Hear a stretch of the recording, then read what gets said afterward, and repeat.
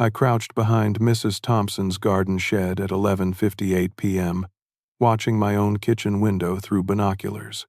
My hands trembled as my wife Diana crushed pills into a glass of warm milk.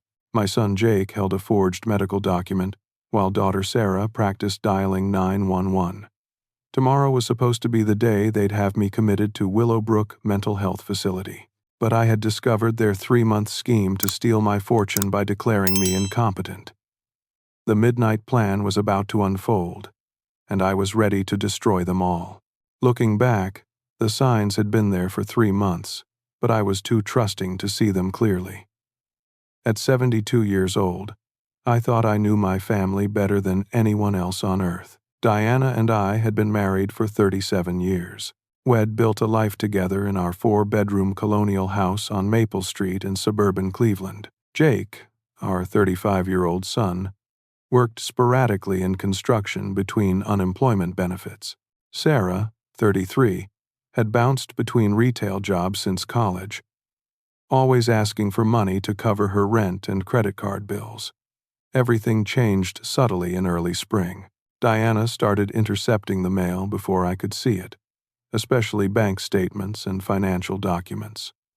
When I asked about it, she'd claimed she was just trying to help organize our finances better. She'd always been detail-oriented, so it seemed reasonable at first. Then my adult children began showing unprecedented concern for my health. Jake, who usually called once a month, started dropping by twice a week. Sarah, who lived across town with her boyfriend, suddenly wanted to have lunch every few days.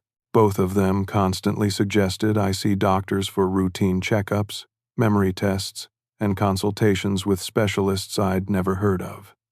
The phone calls were the next red flag. Conversations that stopped abruptly when I walked into the room. Diana would quickly hang up and claim it was a telemarketer or wrong number. But I heard fragments of discussions about appointments, consultations, and legal matters that made no sense for our ordinary retired life. One afternoon in May, while Diana was grocery shopping, I decided to investigate.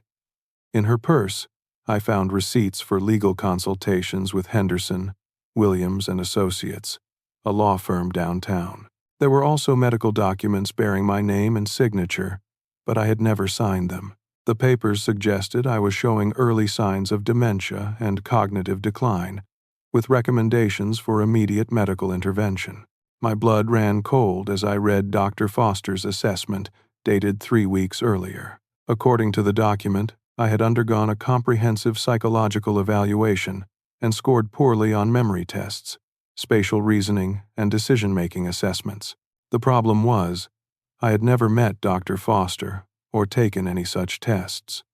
That evening, I confronted Diana about the documents. She became defensive, claiming she was worried about my forgetfulness and wanted to be proactive about my health.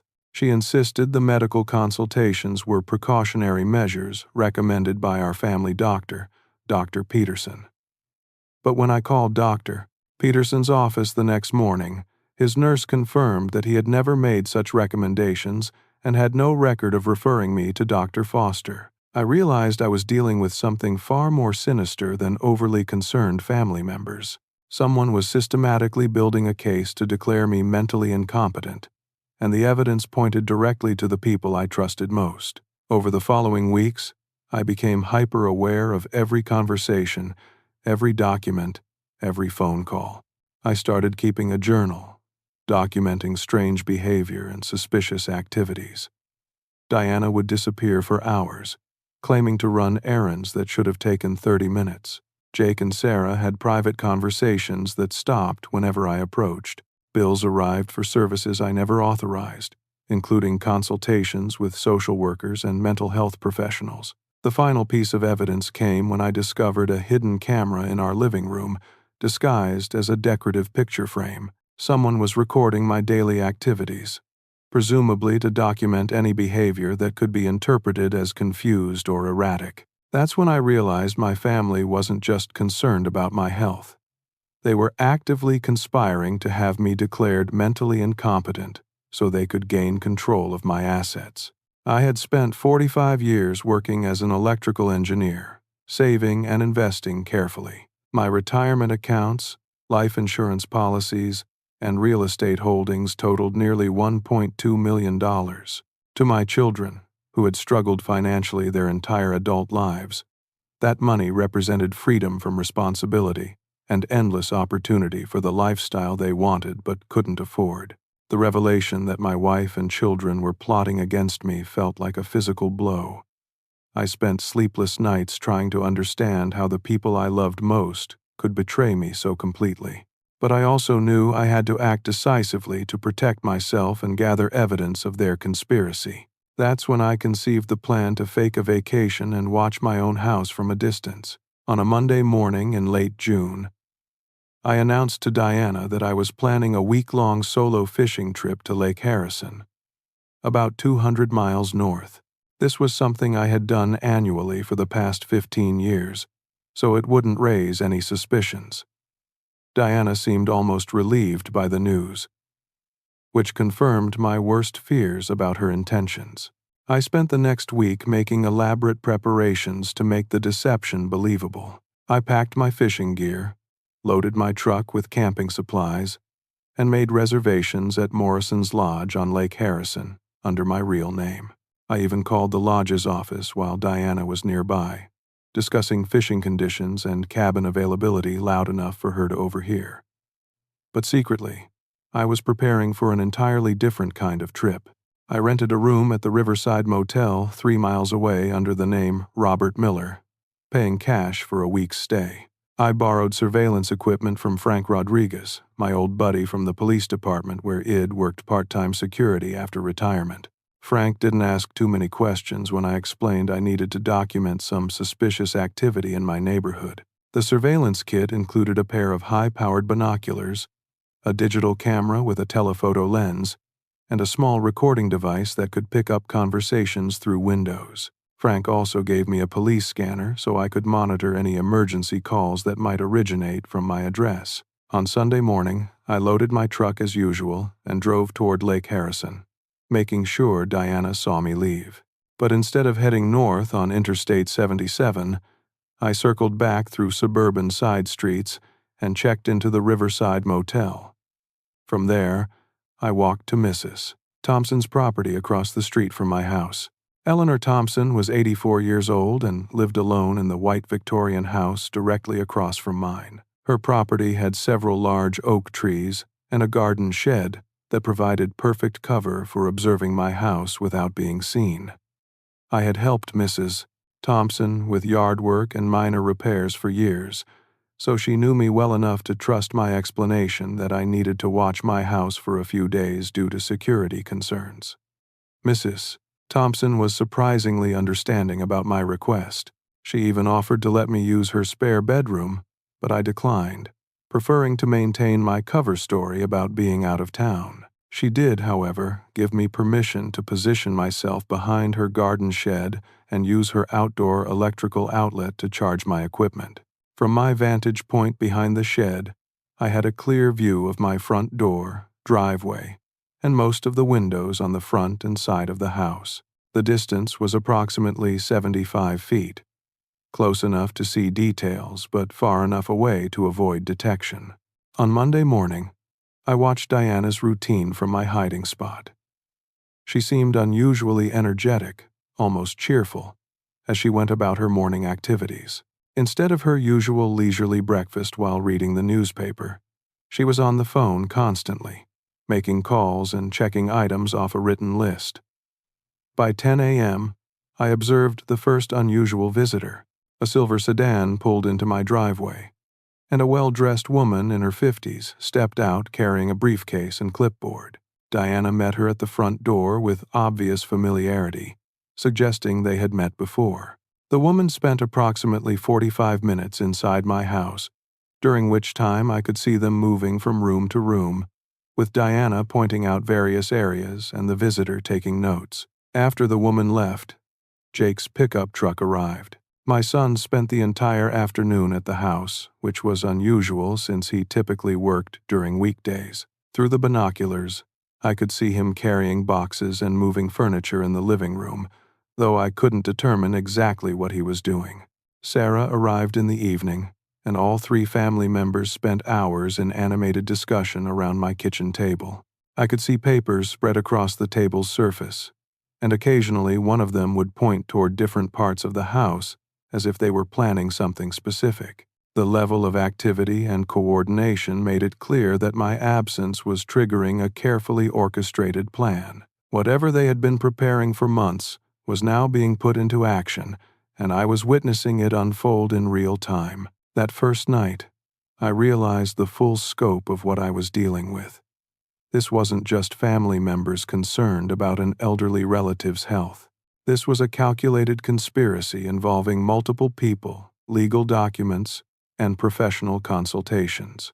My family had been planning this takeover of my life and assets for much longer than I had initially suspected. As I settled into my uncomfortable position behind Mrs. Thompson's garden shed for what I knew would be several more days of surveillance, I felt a mixture of determination and dread. I was determined to gather enough evidence to protect myself and expose their conspiracy. But I also dreaded what else I might discover about the people I had loved and trusted for decades. Tuesday brought revelations that exceeded my worst expectations. Jake arrived early, before 8 a.m., accompanied by Sarah and a man I didn't recognize. The stranger appeared to be in his 30s, dressed in a business suit, and carried a leather portfolio that suggested some kind of professional role. For the next 3 hours, I watched my children systematically search through my home office. Through the binoculars, I could see them photographing documents, removing items from my filing cabinets, and accessing my desk drawers with keys they must have copied without my knowledge. Sarah was particularly focused on my computer, typing extensively and occasionally holding up documents to compare them with what was on the screen. The most disturbing discovery came when I watched Jake open my personal safe using a combination that should have been known only to Diana and myself. Inside that safe, I kept important documents including my will, insurance policies, investment statements, and emergency cash totaling about $3,000. Jake removed several documents, photographed others, and appeared to be creating an inventory of the safe's contents. At 11 a.m., another vehicle arrived. This time, it was Dr. Margaret Foster, the psychiatrist whose name appeared on the forged medical documents I had found in Deanna's purse. Watching her interact with my family, it became obvious they had an established relationship. Diana guided Dr. Foster through the house with the confidence of someone conducting a rehearsed tour. What I witnessed next made my blood boil with rage and disbelief. Diana was showing Dr. Foster staged evidence of my supposed mental decline. In the kitchen, she pointed out medications placed in wrong locations, claiming I had been confused about my prescriptions. She showed spoiled food strategically hidden in cabinets, suggesting I was hoarding or forgetting about perishable items. In my study, Diana presented handwritten lists with deliberately nonsensical content, claiming they were examples of my confused thinking and inability to organize thoughts coherently. She showed Dr. Foster a calendar where appointments had been written in the wrong months, suggesting I was losing track of time and dates. The most infuriating moment came when Diana played audio recordings on her phone. I could hear my own voice, but the conversations had been edited and taken out of context to make me sound confused, agitated, or irrational. She had been secretly recording our private conversations for months, then manipulating the recordings to create false evidence of cognitive problems. Dr. Foster took extensive notes during this presentation, occasionally asking questions about specific incidents or behaviors. Diana had prepared detailed answers for every question, complete with dates, times, and witnesses who could supposedly corroborate her claims. The level of preparation was staggering. My wife had constructed an elaborate fictional narrative about my mental health, supported by manufactured evidence and professional validation. After Dr. Foster left, Diana spent the afternoon practicing phone calls to emergency services. I watched her rehearse distressed conversations, claiming I was having episodes of confusion, aggression, or disorientation. She practiced crying on command, perfecting the role of a concerned wife overwhelmed by her husband's deteriorating condition. Jake and Sarah played their parts as well, practicing their own versions of worried children who had noticed their father's declining mental state. They rehearsed specific examples of concerning behavior, coordinating their stories to ensure consistency when questioned by authorities or medical professionals.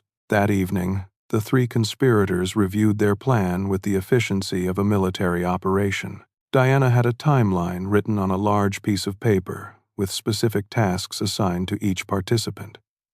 Sarah was responsible for coordinating with the legal team and mental health facility. Jake's role involved physically restraining me if I became resistant to their intervention. Diana would handle the initial emergency response and medical documentation. As I watched this rehearsal from behind Mrs. Thompson's garden shed, I felt physically sick. These were the people I had loved, supported, and trusted throughout my entire adult life. I had worked overtime for years to pay for Jake's college education, even though he never graduated. I had helped Sarah through multiple financial crises, covering her rent and credit card debts without complaint. I had been a devoted husband to Diana, faithful and generous throughout our marriage. Yet here they were, planning to destroy my autonomy, steal my assets, and have me locked away in a mental health facility based on lies and forged documents. The betrayal was so complete and calculated that I struggled to accept the reality of what I was witnessing. But the evidence was undeniable. My family had transformed me from a beloved patriarch into a target for financial exploitation. They had spent months building a case against my mental competency, involving professionals who were either complicit in the fraud or unwittingly participating based on false information. I realized that if I had actually gone on the fishing trip as planned, I would have returned home to find myself trapped in their web of lies and legal manipulation. By Thursday or Friday, I would have been drugged, declared mentally incompetent, and committed to an institution while my family gained legal control of everything I had worked a lifetime to accumulate. The scope of their betrayal was breathtaking, but it also gave me crucial insight into their methods and timeline. I now understood exactly how they planned to execute their takeover, which meant I could prepare an effective counter-strategy to expose and defeat them. Wednesday revealed that the conspiracy extended far beyond my immediate family. At 9 a.m., a black BMW pulled into my driveway, and a distinguished man in his 60s emerged carrying a briefcase. Through the binoculars, I could see Diana greeting him with obvious familiarity. This was Benjamin Ross, the attorney from Henderson, Williams and Associates, whose consultation fees I had discovered in Diana's purse. Ross spent over 2 hours in my house, during which time I observed Diana signing multiple documents. Jake and Sarah were present for these signings, acting as witnesses. The formal nature of the proceedings suggested they were executing legal papers that would grant them significant authority over my affairs. At 11:30, another professional arrived. This was Thomas Chen, a representative from First National Bank, where Diana and I had maintained our primary accounts for 20 years.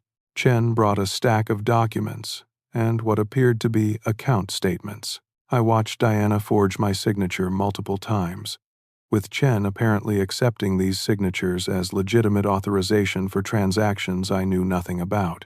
Through the telephoto lens, I could see Chen reviewing papers that looked like account transfer forms and investment withdrawal requests. Diana was systematically moving my assets into accounts and investment vehicles that I had never authorized. The casual manner of these transactions suggested this wasn't the first time Chen had visited my house for such purposes. After Chen left, I witnessed something that made my heart pound with fury and terror. Jake was on the phone with someone, reading from a checklist while Sarah took notes. I could see him checking items off a detailed list, and occasionally he would hold up documents to show Diana, who would nod approvingly. At 2 p.m., a real estate agent arrived. Linda Morrison from Heritage Properties spent 45 minutes walking through my house, taking measurements, photographing rooms, and discussing market conditions with Diana. They walked through my backyard, examining the property boundaries and noting improvements I had made over the years. Morrison presented Diana with what appeared to be a comparative market analysis and listing agreement. My family was preparing to sell my house while I was supposedly away on a fishing trip. The property that Diana and I had purchased as newlyweds, where we had raised our children and where I had planned to spend my retirement years, was being evaluated for quick sale without my knowledge or consent. The afternoon brought the most shocking revelation yet. Dr. Foster returned with a colleague, Dr. Robert Hayes, and both doctors spent extensive time reviewing documents that Diana provided. Through the binoculars, I could see medical charts, test results, and evaluation forms spread across my dining room table. What terrified me most was watching Diana practice what appeared to be medical emergency scenarios.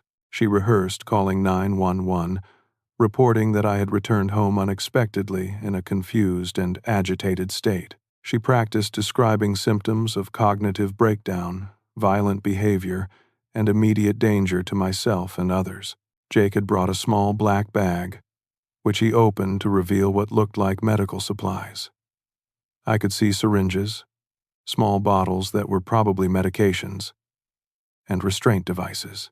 They were preparing to physically subdue me with drugs if I resisted their intervention plans. Sarah was coordinating the timeline on her phone, apparently confirming appointments and reservations. I realized they had scheduled my commitment to Willowbrook Mental Health Facility for Thursday morning, assuming I would return from my fishing trip Wednesday evening as originally planned. At 5 p.m., Mrs. Thompson approached my hiding spot behind her garden shed. I had been so focused on watching my house that I didn't notice her walking across her backyard until she was standing directly beside me. "Porter," she said quietly, "we need to talk. I know what's happening over there, and you're going to need help." Mrs. Thompson's words hit me like a physical blow.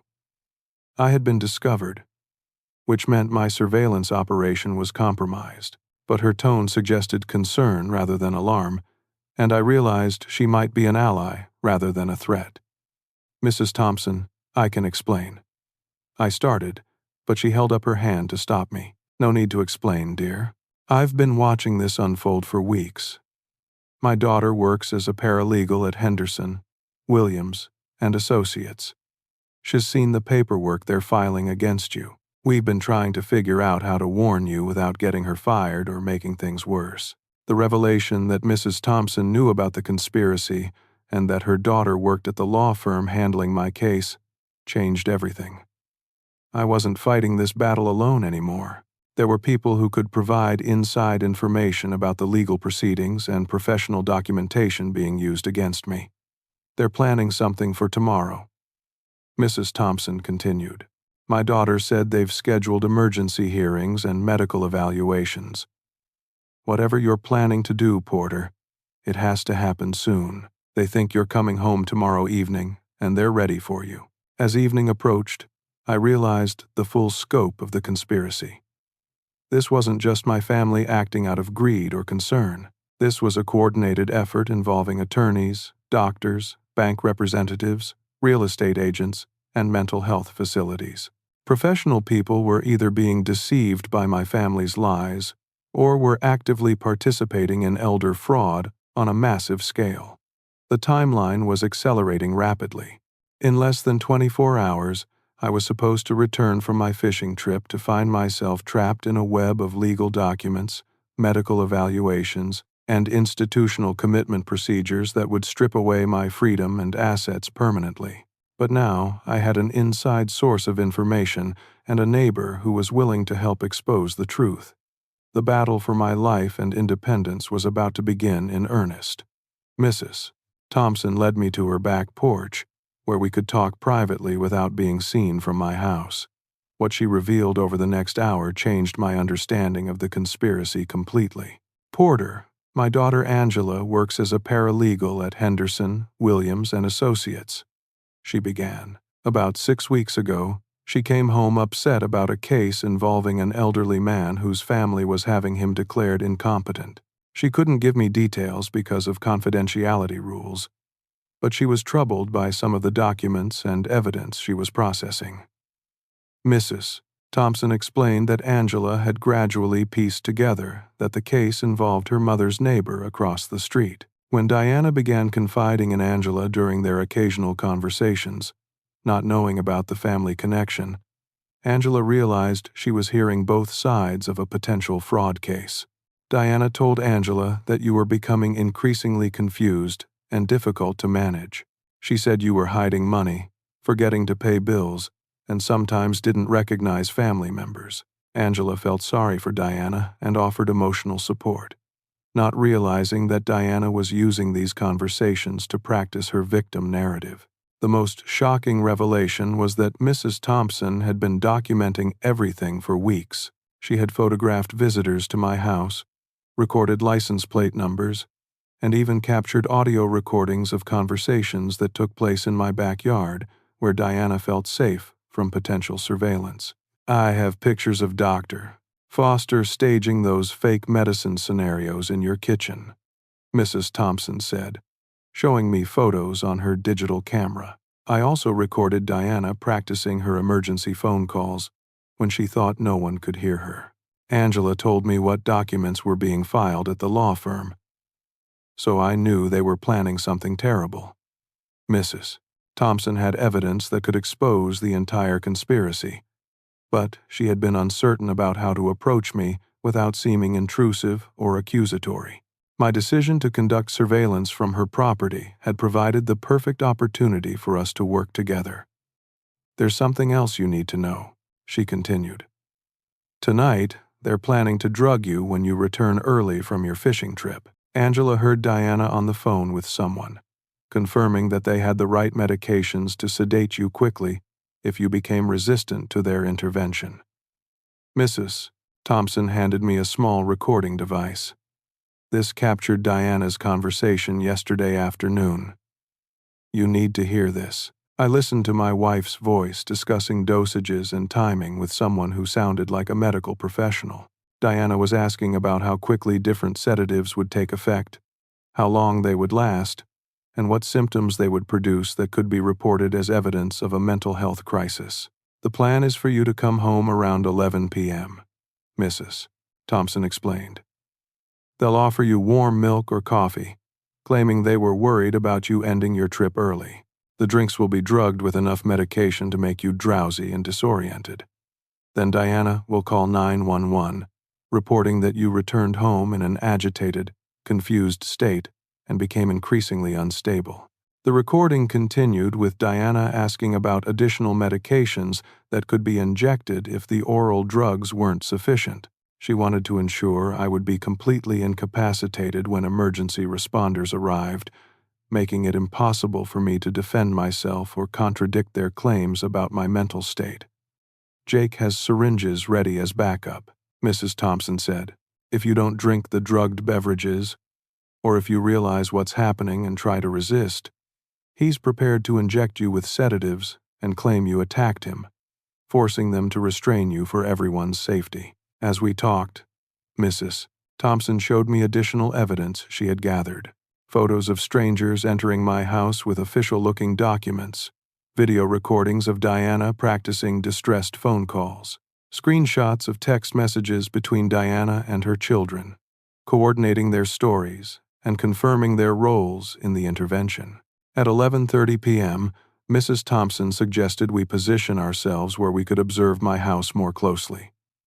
They're expecting you back tonight, she said. I think we should see exactly what they're preparing. From behind her garden shed, we watched my house with increasing horror.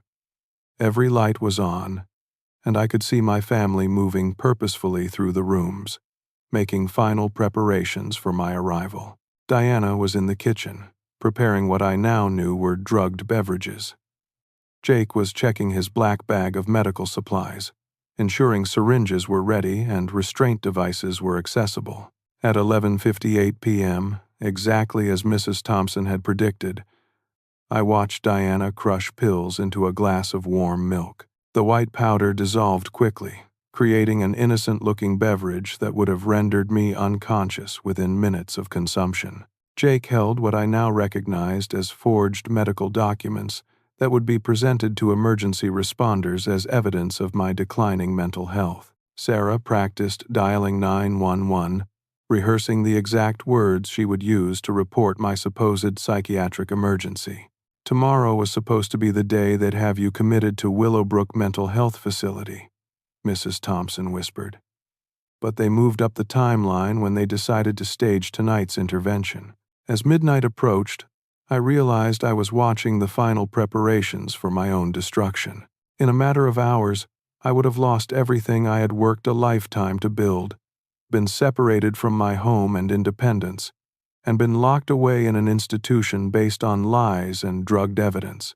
The betrayal was so complete and the planning so thorough that I felt physically ill watching it unfold. These people had been living in my house, sharing my meals, accepting my love and support, while secretly planning to destroy my life for their own financial gain. But I also felt a surge of determination and righteous anger.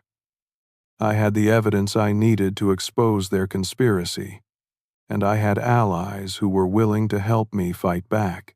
The trap they had set for me was about to become their own downfall. Mrs. Thompson squeezed my shoulder.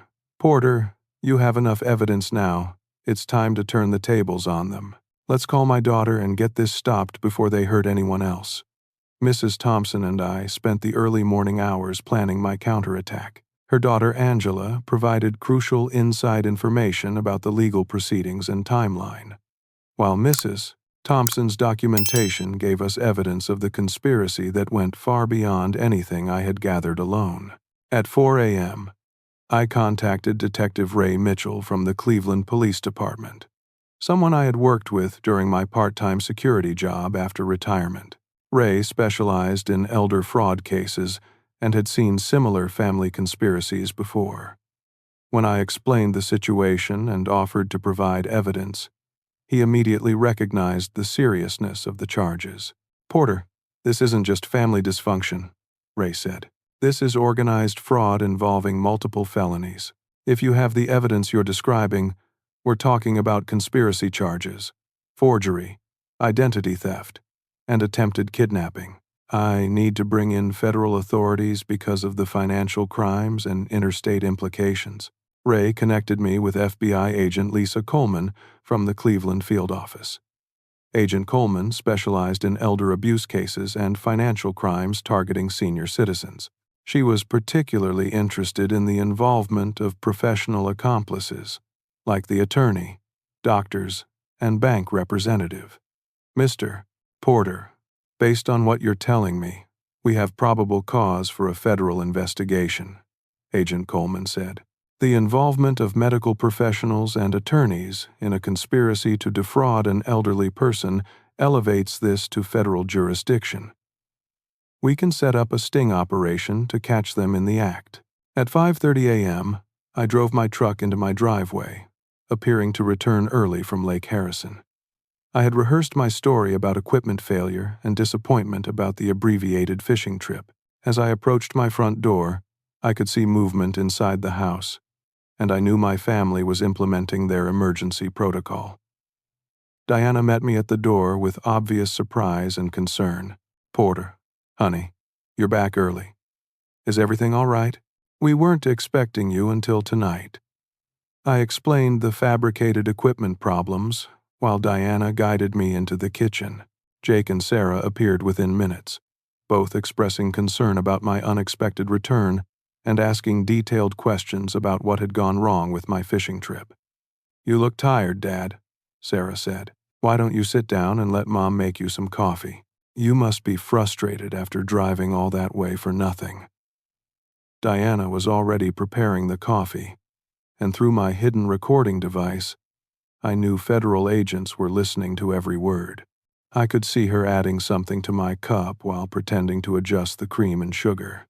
Here is some nice warm coffee, Diana said, handing me the drugged beverage. This will help you feel better after that long drive. I pretended to take a sip while actually disposing of the liquid by holding the cup at an angle that allowed the coffee to spill onto my shirt. Oh no, I'm so clumsy this morning, I said, creating a distraction while avoiding consumption of the drugs. Diana immediately offered to get me clean clothes and make fresh coffee, but I insisted I was too tired and just wanted to rest. This created a problem for their plan, since they needed me to consume the sedatives before proceeding with their emergency intervention. Jake stepped forward with his black medical bag. "Dad, you seem really agitated and confused. Maybe you should sit down and let us help you. We've been worried about your memory and decision-making lately." This was the moment I had been waiting for. Jake was attempting to justify medical intervention based on my supposed mental incompetence, exactly as their plan required. "I'm fine, Jake," I said firmly. "I don't need any medical attention. I just want to rest in my own house after a disappointing trip." "But Dad, you've been having episodes," Sarah added. "We've documented concerning behavior, and Dr. Foster thinks you should be evaluated professionally." The mention of doctor, Diana was making a false emergency report based on fabricated evidence, while Jake prepared to forcibly administer medications I had never been prescribed. At precisely 7:15 a.m., federal agents and local police entered my house through the front and back doors simultaneously. Diana was in the middle of her emergency phone call, describing symptoms I didn't have and requesting psychiatric intervention I didn't need. "Federal agents," Agent Coleman announced. "Everyone put your hands where we can see them. You're all under arrest for conspiracy to commit elder fraud, identity theft, and attempted kidnapping." The expressions on my family's faces transformed instantly from practiced concern to shock and terror. Diana dropped the phone without completing her false emergency report. Jake dropped the syringe and raised his hands. Sarah began crying, realizing that their carefully planned conspiracy had been completely exposed. Porter, you're safe now," Agent Coleman said. "We have everything on record. Your family is being arrested for federal crimes related to elder abuse and financial fraud." As I watched federal agents handcuff my wife and children, I felt a mixture of relief, vindication, and profound sadness. I had successfully defended myself against their conspiracy, but I had also lost my family forever. The arrest of Diana, Jake, and Sarah marked the beginning of a legal process that would expose the full scope of their conspiracy and bring justice to their victims. As federal agents processed the crime scene, they discovered evidence that exceeded even my worst expectations. In Diana's purse, agents found additional forged documents bearing my signature, including power of attorney papers that would have given her complete control over my finances and medical decisions. They also discovered correspondence with Willowbrook Mental Health Facility, confirming my admission for Thursday morning and outlining the procedures for involuntary commitment based on family testimony and medical documentation. Jake's black medical bag contained not only sedatives and syringes, but also restraint devices, fake medical ID cards, and detailed instructions for subduing elderly patients during psychiatric emergencies. The sophistication of his preparations suggested he had researched and practiced these techniques extensively.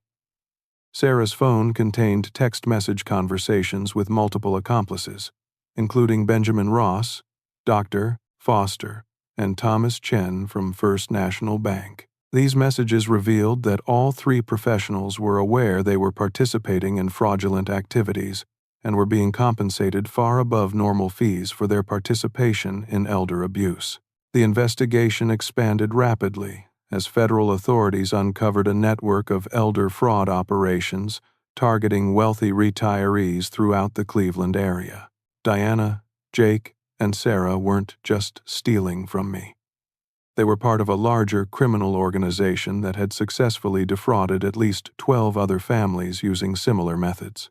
Benjamin Ross had specialized in creating fraudulent guardianship proceedings, using forged medical documentation to have elderly clients declared incompetent so their families could assume legal control of their assets.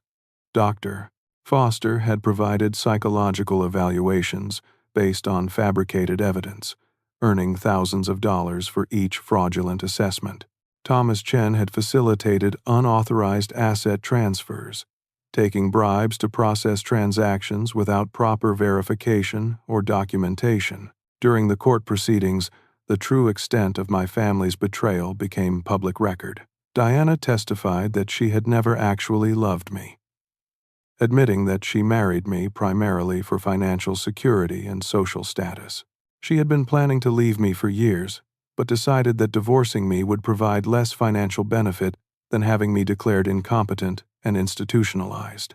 Jake confessed that he had accumulated over $40,000 in gambling debts and saw my assets as his only chance to avoid serious consequences from bookmakers and loan sharks.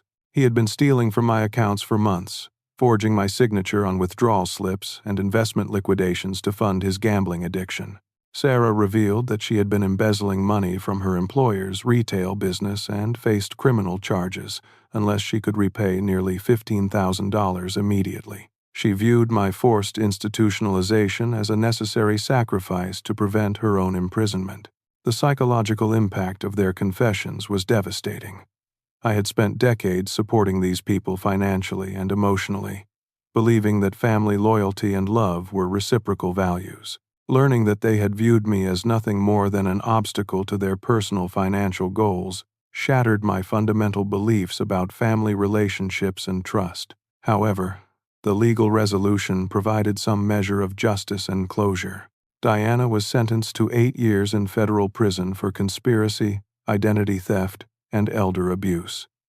Jake received 6 years for assault with a dangerous weapon and participation in organized fraud. Sarah was sentenced to 4 years for conspiracy and financial crimes. Benjamin Ross lost his law license and received 10 years in prison for operating a criminal enterprise targeting elderly clients. Dr. Foster's medical license was revoked, and she was sentenced to 12 years for medical fraud and conspiracy. Thomas Chen was fired from First National Bank and sentenced to 6 years for financial crimes and breach of fiduciary duty. The court ordered full restitution of my stolen assets, plus additional compensation for emotional distress and legal expenses. I recovered not only my original $1.2 million in savings and investments, but also nearly $300,000 in penalties and damages from the convicted criminals and their accomplices. More importantly, the case helped expose and shut down the elder fraud network that had been targeting senior citizens throughout northern Ohio. Federal authorities estimated that our investigation prevented dozens of additional families from being victimized by the same criminal organization. In the aftermath of the legal proceedings, I faced the challenge of rebuilding my life without the family I had trusted for decades. The betrayal had left me emotionally scarred and financially vulnerable, despite the legal victory and asset recovery. Mrs. Thompson became an invaluable friend and ally during this difficult period. Her courage in documenting the conspiracy and providing crucial evidence had been essential to achieving justice. Through our shared experience, we developed a deep friendship based on mutual respect and genuine concern for each other's welfare. Through Mrs. Thompson, I met her granddaughter Carol Williams, a licensed social worker who specialized in elder abuse prevention. Carol worked for the Cuyahoga County Department of Aging, helping seniors recognize and report financial exploitation and family fraud. Her professional expertise and personal compassion provided both practical guidance and emotional support as I processed the trauma of family betrayal. Carol helped me understand that elder abuse is far more common than most people realize, affecting nearly 1 in 10 Americans over age 60. She explained that family members are responsible for approximately 60% of elder abuse cases, often targeting their own parents or grandparents for financial exploitation. Inspired by Carol's work and motivated by my own experience, I decided to use my legal victory and recovered assets to help other seniors avoid similar victimization. I established the Porter Foundation for Elder Protection, a nonprofit organization dedicated to educating seniors about financial fraud and family exploitation. The foundation provides free legal consultation, financial planning services, and emergency assistance for elderly victims of abuse.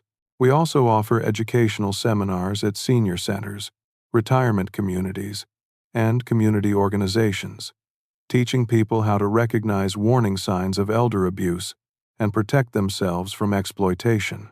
Working with the Porter Foundation has given my life new purpose and meaning. Instead of retreating into isolation after my family's betrayal, I've chosen to transform my painful experience into an opportunity to help others. The foundation has assisted over 200 families in its first 3 years of operation, preventing millions of dollars in elder fraud and helping victims recover stolen assets. My relationship with Carol evolved from professional consultation to genuine friendship and eventually to romantic companionship. At 75 years old, I never expected to find love again, especially after the devastating betrayal by my first wife. But Carol's integrity, compassion, and shared commitment to protecting vulnerable seniors created a foundation for a relationship based on mutual respect and common values. Carol and I married 2 years after my family's conviction, creating a new family structure built on trust, honesty, and genuine affection. Unlike my previous marriage, which was based on financial dependence and social expectations, our relationship is founded on emotional compatibility and shared goals. The experience taught me profound lessons about the difference between blood family and chosen family.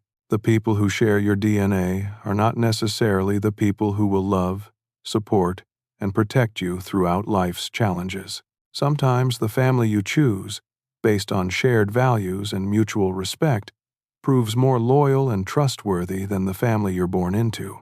I also learned that betrayal, while devastatingly painful, can become a source of strength and wisdom if you choose to transform the experience into positive action. Instead of allowing my family's betrayal to make me bitter, isolated, or suspicious of everyone, I decided to use my experience to protect other seniors from similar victimization. The legal victory demonstrated that corruption and elder abuse can be defeated when victims have the courage to fight back and the support of allies who are willing to help expose the truth. Mrs. Thompson's bravery in documenting evidence and providing testimony was crucial to achieving justice, proving that neighbors and community members can make a decisive difference in protecting vulnerable seniors. Most importantly, I learned that resilience and hope are choices that can be made even in the darkest circumstances. At 72 years old, after losing my entire family to corruption and greed, I could have chosen to give up and retreat from life. Instead, I chose to rebuild, to create new relationships, and to use my experience to make a positive difference in other people's lives. Today, as I reflect on this journey from betrayal to justice to new beginnings, I feel grateful for the painful lessons that ultimately led to a more meaningful and purposeful life.